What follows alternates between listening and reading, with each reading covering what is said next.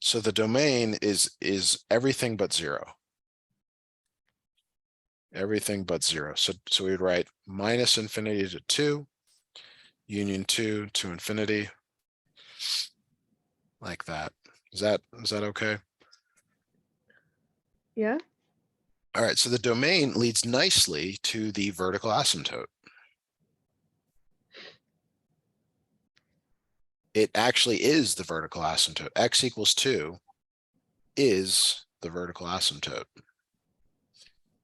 So you get that from the bottom. You get that from setting the bottom equal to 0. So in terms of graphing this, you'd go to x equals 2, make a nice dashed line there, and that's your vertical asymptote. Now we talked about putting some arrows to graph this, something like that. Okay, so from here you would next find the horizontal asymptote. There's a couple of exceptions to this. We talked about finding holes and a few other things, but I'm leaving that out of this discussion. If you look back at the original function here, graph here, do you remember how to find the horizontal asymptote? The degree of the numerator and the denominator are the same. Isn't it you put the numerator equal to 0? That's for us, that's for an x-intercept. So that does that. We'll do that here shortly. But see how I put a 1 in front of the x and a 1 in front of the x? It has to do with those two numbers there. Is that at all helping? Oh yeah, it's whatever's in front of the x. Yes, and that's the case when the coefficients have the same degree, or the x terms have the same degree. Is that always the case? I mean, we looked at a lot of problems. I can only say that this is one possibility.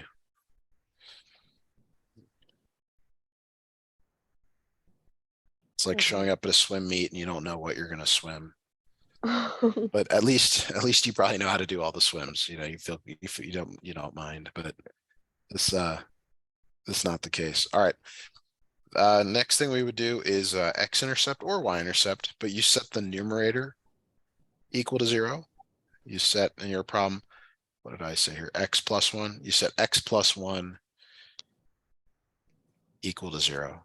And that's where it's going to cross the x-axis. So x equals minus 1. So you go there, you're like, all right, there we go. We got that point. Either order here, 4 and 5, y-intercept. This is when you put 0 in for x. Mm-hmm.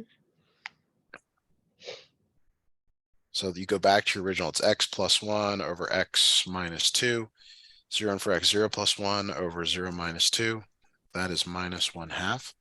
And this is where it crosses the y-axis.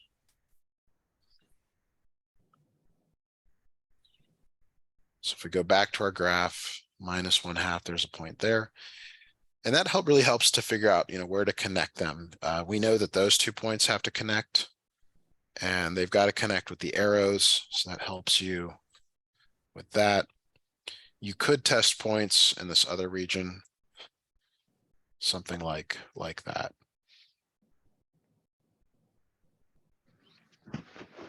Okay.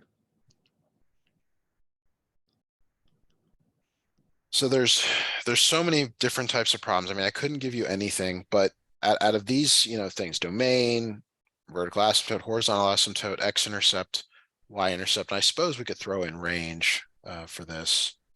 Is there any of those that you would like to kind of cover again?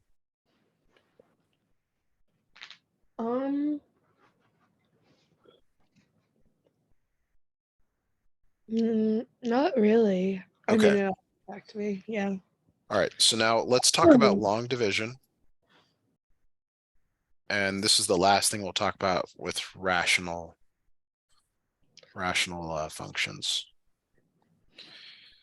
All right, so there's some sort of a problem where they say graph like x squared minus 3x plus 5, I'm sorry, x cubed plus x squared minus 3x plus 5 divided by x plus 1, something like that might happen. Okay. Okay. And this one has, actually, I don't want to make this too complicated. So let me get rid of this. Okay. Sorry. Because that's not the point here. So the point is to remember how to do this. So whenever the degree of the numerator,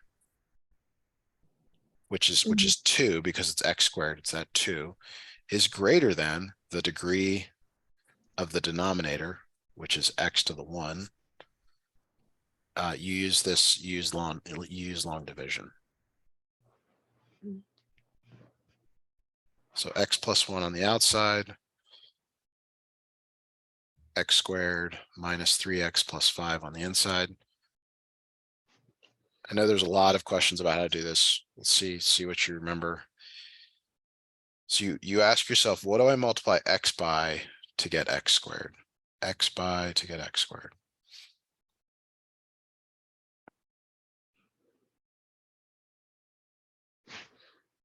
Oh, X. X. So that goes above the x. Right. So it's x times x is x squared. But then you also take the x and multiply it by the 1.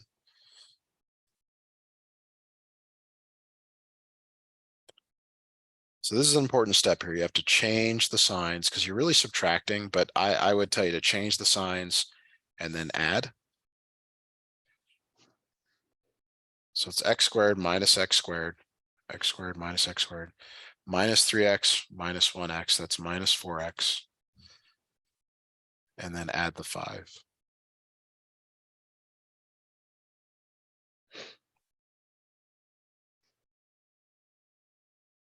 So this is where it's a bit of a repeat. You have to say, okay, what do I multiply x by to get minus 4x?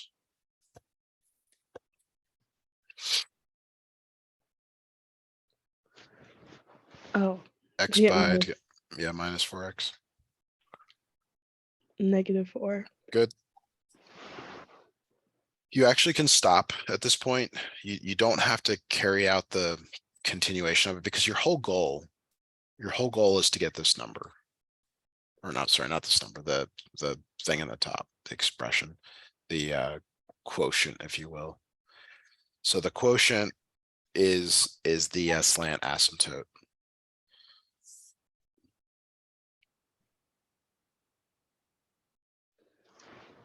So the quotient is the slant asymptote.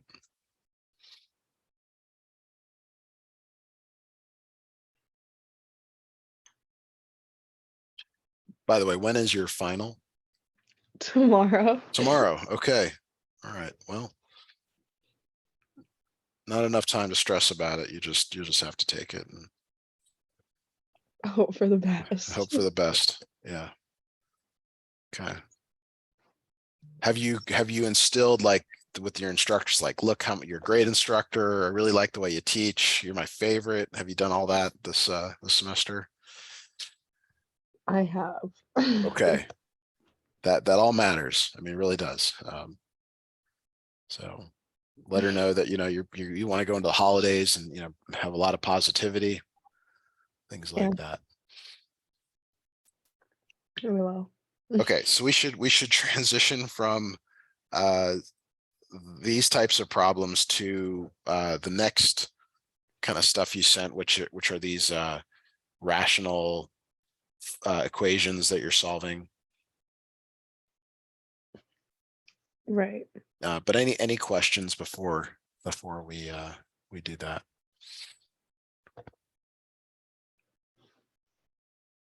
Going once, going twice. We do not have any. All right. So here's kind of a question that this to me feels like it's a representative question of like, are you able to solve something like this? And that like this is a good indicator of like, can you do the things that we've been asking you to do all semester? So when you're solving a rational equation like this, the first thing you want to do is you want to determine the exceptions. It's very important here. I think you saw this on your last test. You set the denominators equal to 0. So if you have more than one denominator, meaning like a different one, like let's say it was like x plus 4 over here on the right, you would set them both equal to 0. This is what x cannot be. Like this solution is impossible. You're not allowed to get that answer. And you might ask, like, well, why would they give you a problem where you can't get the answer? I mean, that's but you got to be on the lookout for that. So if you solve this and you get x equals 8, that means there's no solution, but hopefully we don't get that. Is that, you remember us doing that from before? Yes. Okay, fantastic. So I'm going to rewrite the equation here. I'll leave a little space.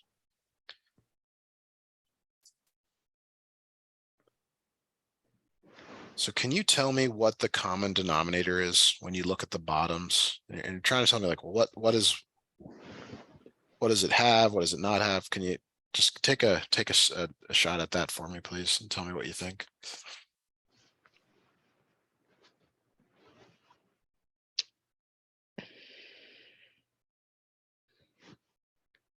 It's 5x minus 8. Yes. Perfect. So what you do with each of these, you're like, well, what am I missing? Like, what does it not have? Well, the first one here actually has everything. The 5 times the quantity x minus 8, it's got everything. So there's actually nothing to do there. The second one, though, is missing an x minus 8. So you multiply the top and bottom by whatever is missing. It's like if you're making those party bags for, for your friends when you were young, you make sure everyone had a lollipop or everyone had some stickers. Everyone's got to get the same. And on the right here, kind of the same deal. Like, what is it missing on the x minus 8? Well, it's missing a 5. So sometimes you have to multiply all of them. Sometimes it's just some. Totally up to you here. Okay. All right, so keep going here. So it's 4 times x minus 8, 5 times x minus 8. I'm just writing it up here to clean it up a little bit for visual, in case you look at this later. All right, now for me, you just need to look at the numerator. Just the numerator. Okay. And the reason is because all the bottoms are the same, so you can ignore them. And you've already said, hey, my answer cannot be 8. So that's the whole point of this. The whole point of this is like, you need to just look at the numerator. 2 plus 4 times x minus 8 equals 30. Do you want to try solving this for us, please? Yeah. Okay.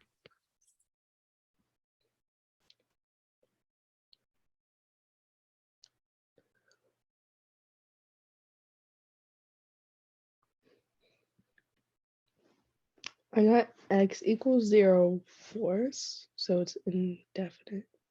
No, that might be okay. Oh, How confident are you in your answer, though? I'll double check. I'm only asking because I'm pretty sure it's not 0, but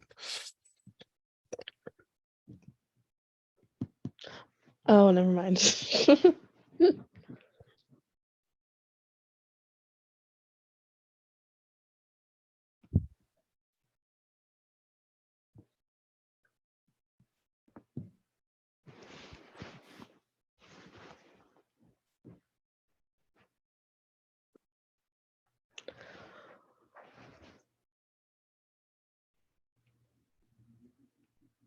you have an answer for me?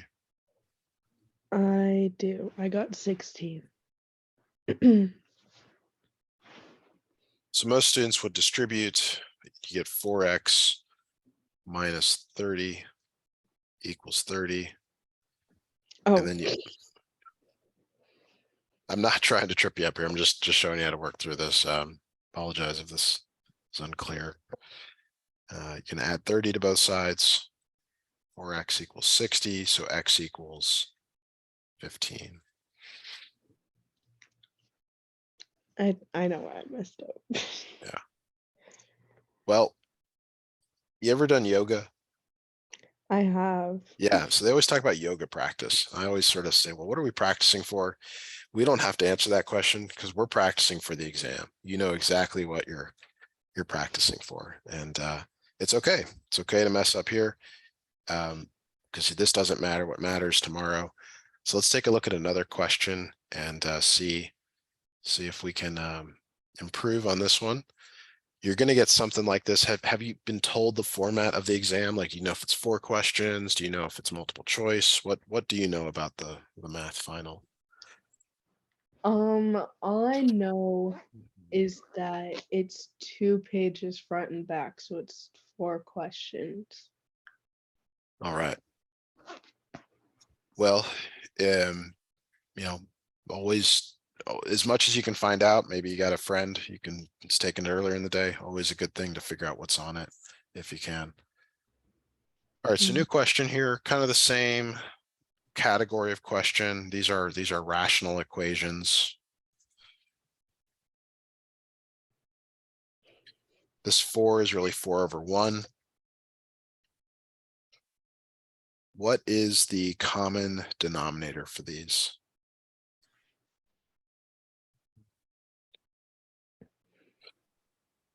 X minus 3. Yes.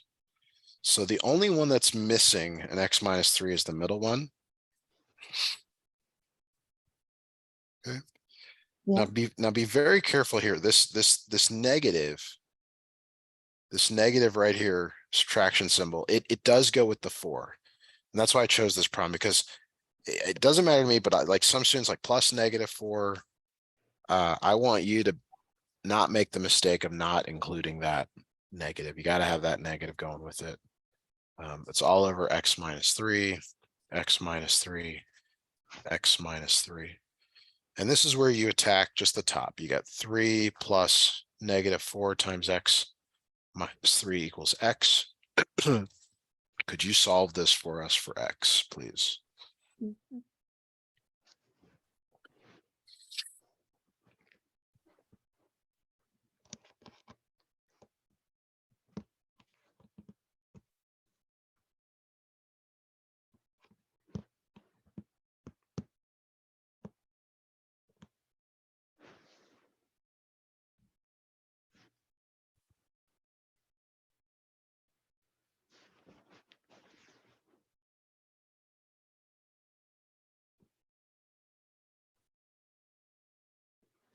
I got x equals 3. Okay. All right, now we did not do the very first step. And if we go back to the previous problem, what was the very first thing that we do up here? Ew. Determine the exceptions. Right. So in your problem, we have to set the bottom equal to 0. X minus 3 equal to 0. And this is what it cannot be. X cannot be 3. X cannot be 3. So the problem is, like, even though you feel really good about your answer, you're like, yeah, I got 3. I got it right. X cannot be 3. So just be very, very wise to that and be like, all right, I really got to be careful here. I don't want to make that mistake on the exam. Something like that. Do you have any of your old exams, or have we already looked at those? No, I don't have any old ones. Okay. Did they do the whole thing where they want to keep them? Yeah. Yeah. You ever wonder what teachers do with the old exams? Like, they keep them in boxes and exam archives. They probably just throw them away. I don't know. You gotta ask sometime. What do you guys do with these things? All right, let's do one more.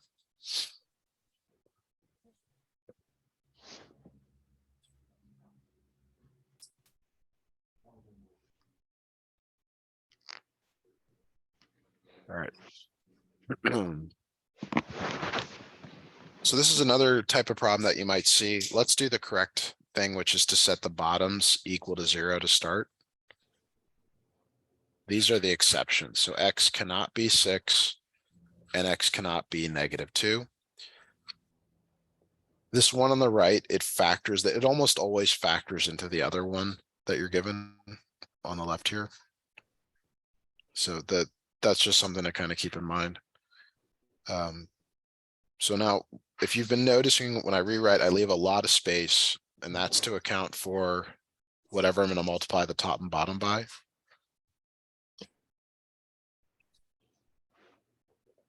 What is the common denominator for this problem?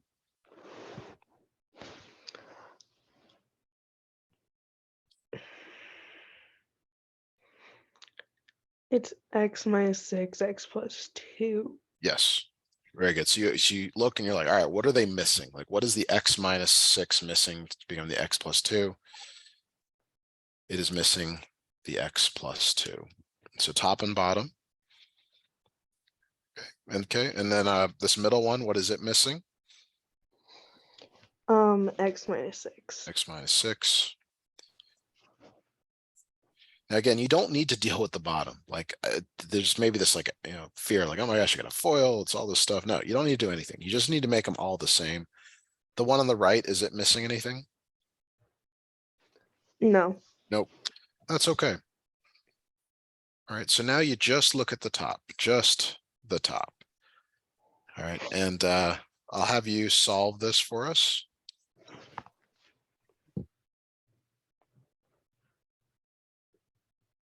Just the top.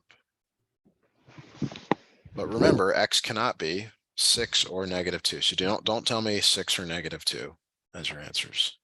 I'll try not to. Yeah, please don't do that.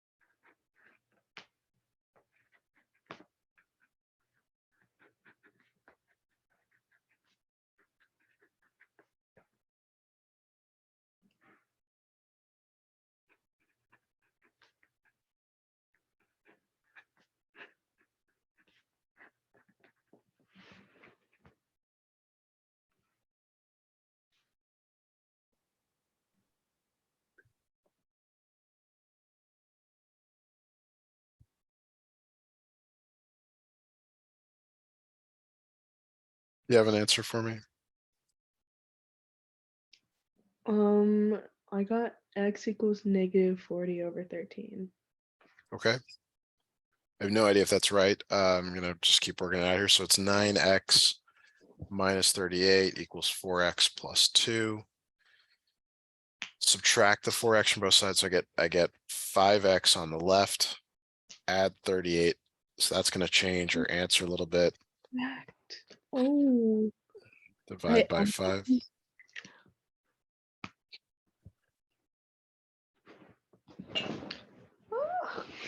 Well, I mean, it's better than giving me x equals 6 or x equals -2.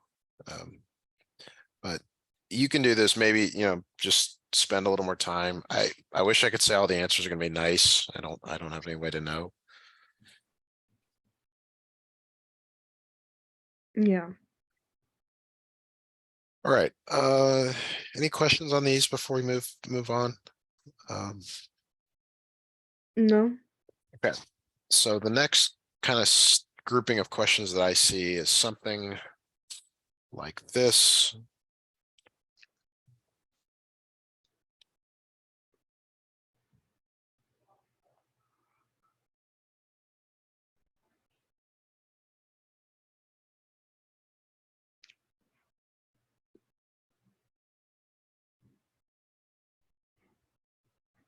Okay, this is, I don't even know what these are called, but these are some sort of a simplify type of problem.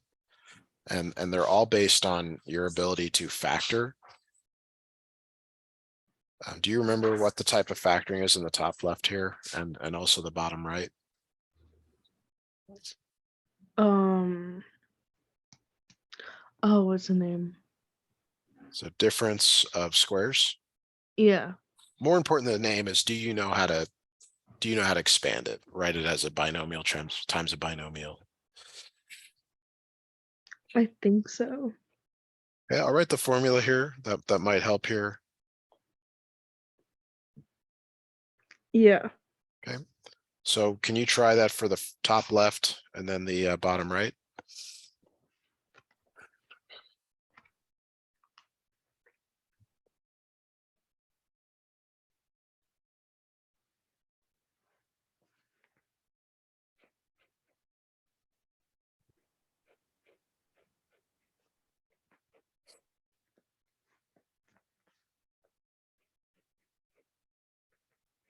Did you get x minus 1, x plus 1 for the top left?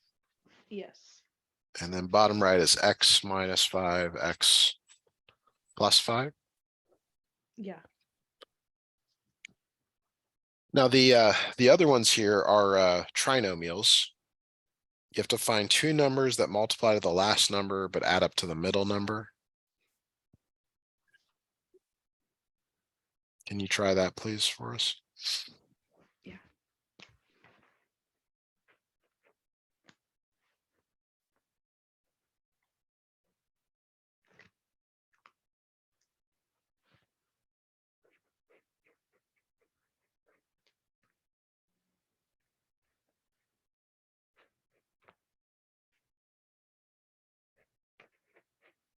I got x minus 2, x plus 1, and x minus 5, x plus 1. Very good. Now, one last little thing here is that you never divide, you multiply by the reciprocal. And that means on the right, you're going to flip the order.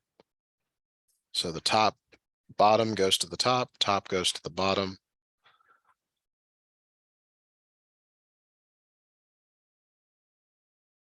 I'm just rewriting the rest. A lot of rewriting on these. This is the part where you get to cancel. What do you see that cancels? The x plus 1 cancels. Okay. The x minus 5 cancels. Does anything else cancel? No.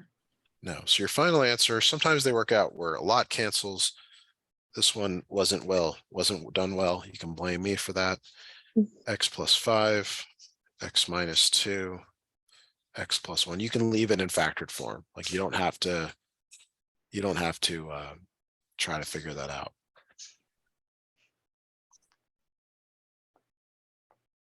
Okay.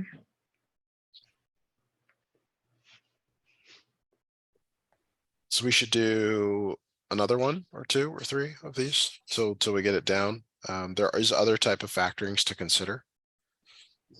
So let me grab a problem for us to look at. So let's see here. 5x plus 50 over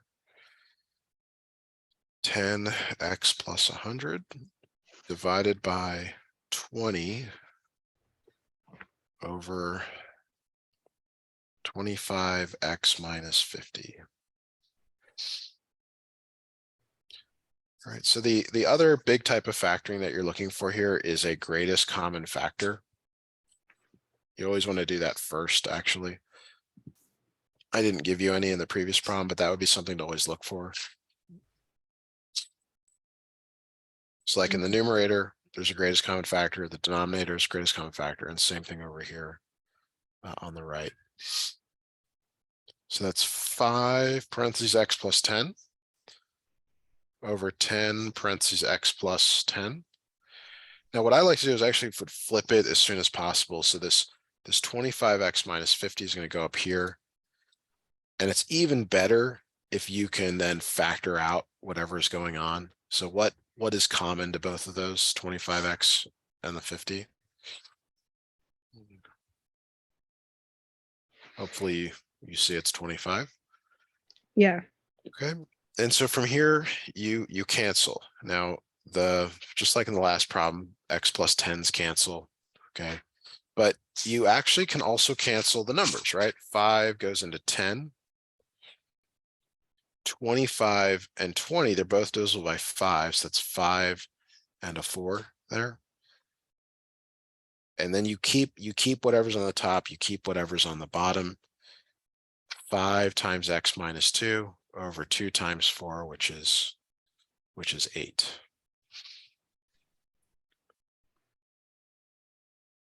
Okay, so that was just kind of a warm up for the real ones you're going to see here. So let's look at more sophisticated problem here. Let's go 9x squared minus 90x plus 225 over 10x minus 100 divided by 9x minus 45 over x minus 10, like that.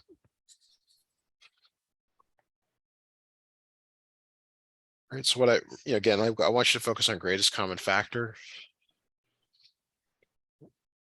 What is the greatest common factor? Do that first, like factor out the greatest common factor. If you see one, might be hard in the first one. You're not allowed to use a calculator. Is that what you said? Maybe. I have no idea. You have no idea. Okay, let's assume you can, or you already know that 9 goes into 225. It goes in 25 times. Okay. And then a 10 goes into the bottom, x minus 10.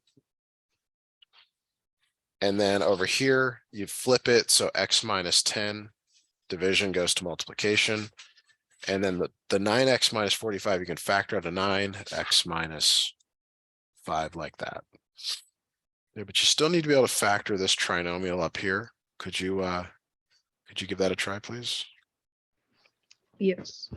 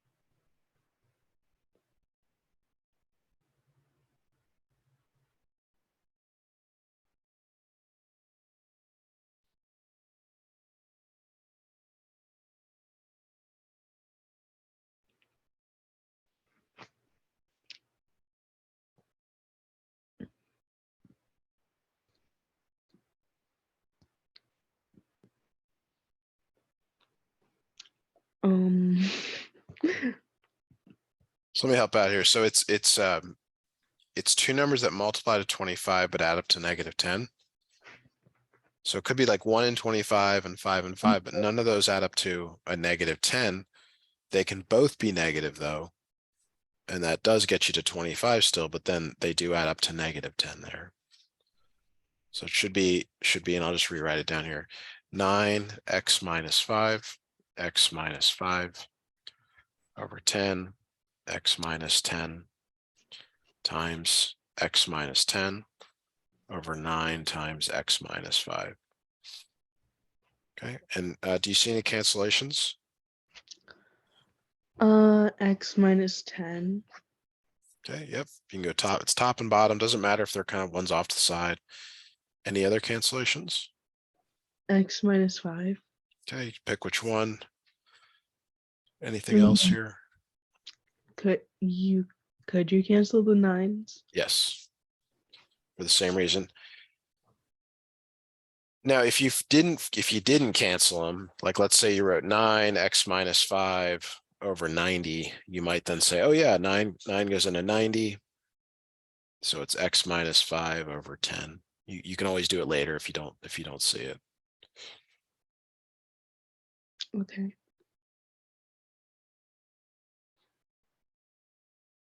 All right, let's transition now to logarithms. And we'll talk about expanding and then condensing.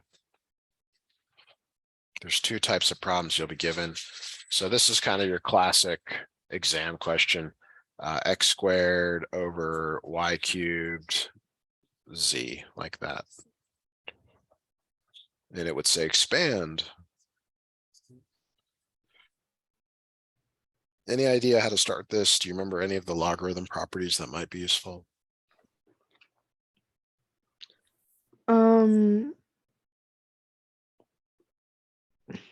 I know you. Never mind. I was gonna say you can reverse and what? Never mind. Never mind. All right, so when you have division, we have log a over b, and a represents the top, b represents the bottom. This becomes log a minus log b. So for you, that's log x squared minus log y cubed z, top minus bottom. Okay. All right, so now the next property that comes to mind here is the so this one was a quotient. Quotient is division. Quotient becomes subtraction. The next one that comes to mind here is if you have a product becomes a sum. So you're like, well, why does that apply here? Well, think of this y cubed as your a and this z as your b. So it becomes a sum here. So it's log x squared. You just bring that down minus. Now it's log y cubed. That's your a plus your log of z, with a little wrinkle here that they're both being subtracted. You have to remember to distribute that negative to both of them. So for what some students remember, because when you distribute the negative, they're both negative. What some students remember is that top is positive, bottom is subtraction, or you add the top, subtract the bottom. So if you remember, if you go back to the original problem, y cubed and z, they're on the bottom. That's why they're subtracted. It's sort of a shortcut here. Almost there. The last property here is the exponent rule. If you have an exponent, you can bring that exponent out in front. N log x. Okay, so all three of these have an exponent, but it's only the ones that are not one that you bring out in front. You're gonna bring that 2 out in front, your 3 out in front. So this is 2 log x minus 3 log y minus log z.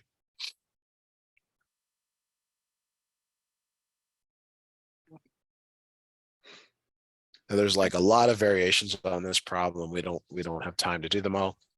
We'll now do a condensed problem. Condensed problem. So condense means into a single logarithm. So I'll give you an example here, something we can do. Let's say it's 1/2 log base 3 of x minus 4 log base 3 of y minus 6 log base 3 of z, something like that. So it's basically just going in reverse. It used to be with VCRs, you could play things in reverse, kind of funny. We don't have VCRs anymore, but this is just going backwards, just undoing all the things we just did. So you do the rules kind of in reverse. So the first rule, or the last rule that we did, was this exponent rule. So we use that first. We use that first here. So that means these coefficients in front go to the exponent.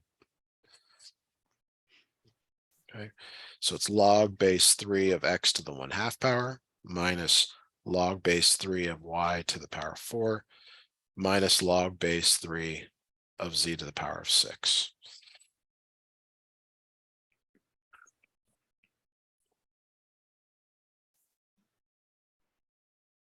Right, so this is where it's really important. If you like that rule, top is add, bottom is subtract. It helps you to figure out, well, what goes in the top, what goes in the bottom. So the top is anything where there's a plus. There's really a plus in front of the log, so that's x to the 1/2. The y to the 4th is subtracted, so that goes to the bottom. And the z to the 6 also goes to the bottom, like that.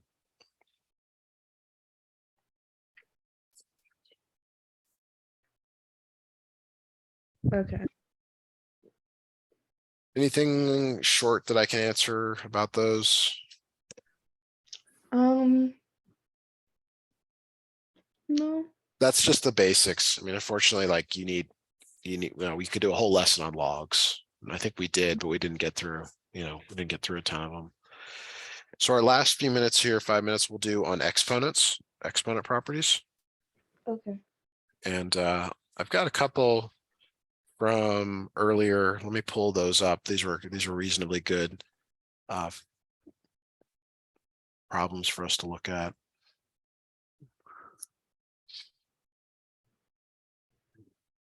I apologize if you can hear anything in the background. That's okay. All right. So here's one. It just says to simplify. And it will say only use positive exponents. Positive exponents. All right. So when you look at something like this, does anything stand out to you? Like, hey, I want to do this first to simplify. Like, I want to cancel x's, or I want to deal with that exponent of 4. Does anything jump out at you? To deal with the exponent of 4.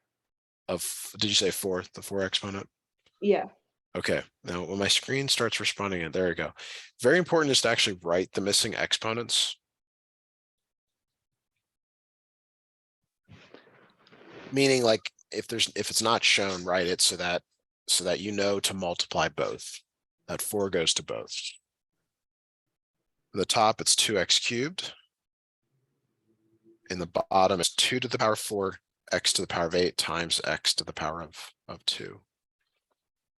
So the property there is if you have like two things being raised to a power, you multiply both of them. N times m, b n times m, like that. Okay, now on the left here, what do you see? Like, do you want to cancel x's? Do you want to deal with the bottom? Do you want to deal with the numbers? Like, what jumps out at you? To deal with the bottom. Okay, so when the bases are the same and you're multiplying, you add the exponents. Okay, so that applies to the bottom here. You add the exponents, 2x cubed over 2 to the 4th, x to the power of 10. 8 plus 2 is 10. What do you see next?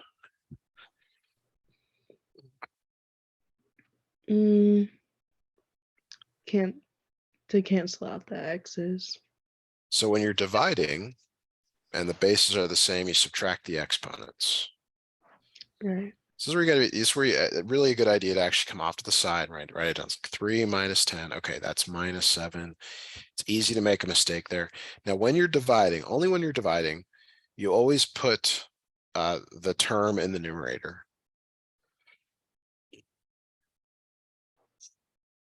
So what I mean by that is it's 2x to the minus 7 in the numerator over 2 to the power 4. But whatever it is, if it's positive, negative, whatever it is, when you're dividing, only when you're dividing, it has to go in the numerator. Okay. Lots more to do here. We still have to deal with the twos. Can't leave any negative exponents. What do you want to deal with next? The twos or the negative exponent? The negative exponent. Okay, so the negative exponent rule, if it's a negative exponent, it goes to the bottom like that. So this becomes 2 over 2 to the 4th, x to the 7th. You're just moving it to the bottom like that. Almost there. You got to deal with the twos. With numbers, it's sometimes better to write them, to just expand. Like 2 to the 4th is really 16. And maybe that makes it easier to reduce this. So like 2 goes into both. Right, so it's 1 over 8 x to the 7th.